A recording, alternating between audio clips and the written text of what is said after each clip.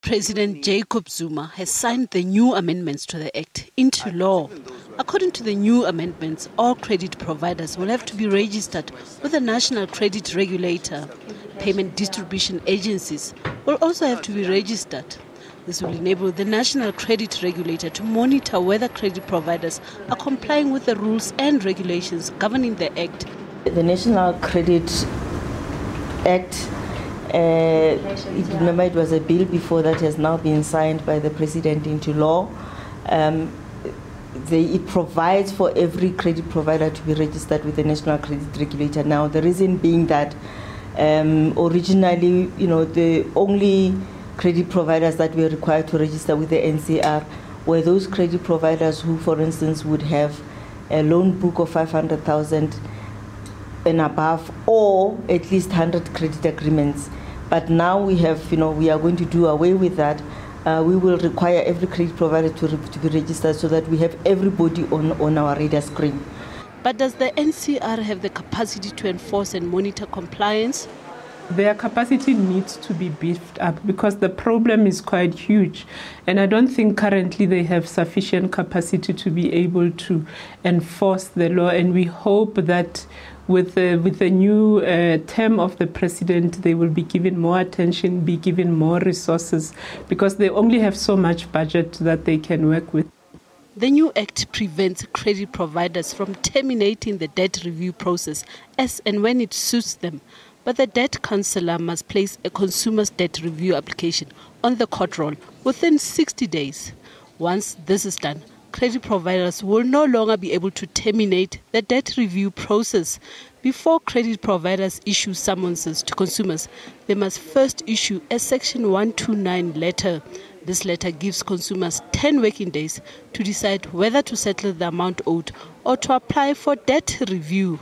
Consumers can withdraw from debt review once they've paid off their short-term debt. It will be made easier for people to get out of debt review because previously you had to pay all your debts in terms of the debt review court application.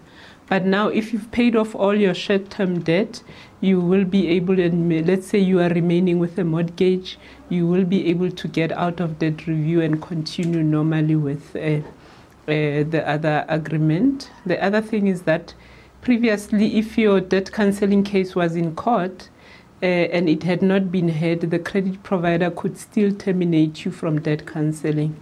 In the amendments, they are not allowed to terminate you as long as the matter has been placed in front of the court. We're seeing more people applying for debt review in the last 6 months than ever before.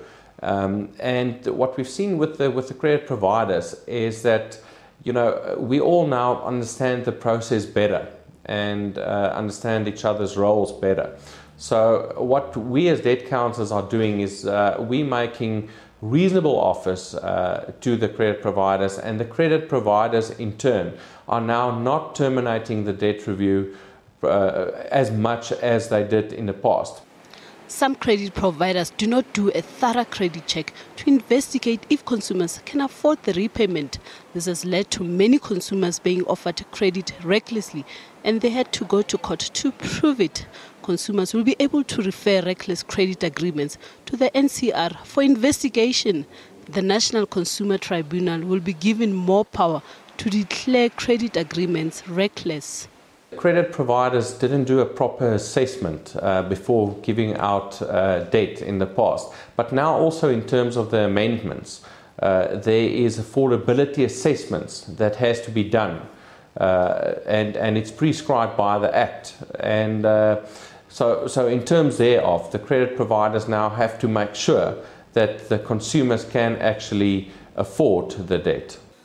Some credit providers have been selling prescribed debt, which has expired, to debt collectors.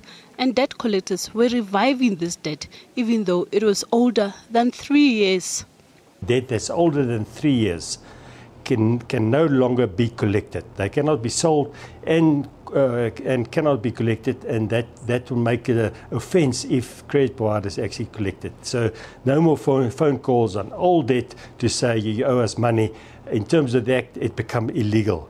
And then thirdly, I think the good news is that all credit providers now have to actually register to be a credit provider, which makes them accountable to the National Credit Regulator.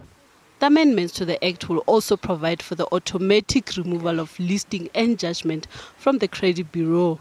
But this will happen only once consumers have paid off their debt. Analysts agree that the amendments are long overdue, but the challenge is whether these amendments will be implemented fully to benefit consumers. Naledi Mulifi, SABC News, Johannesburg.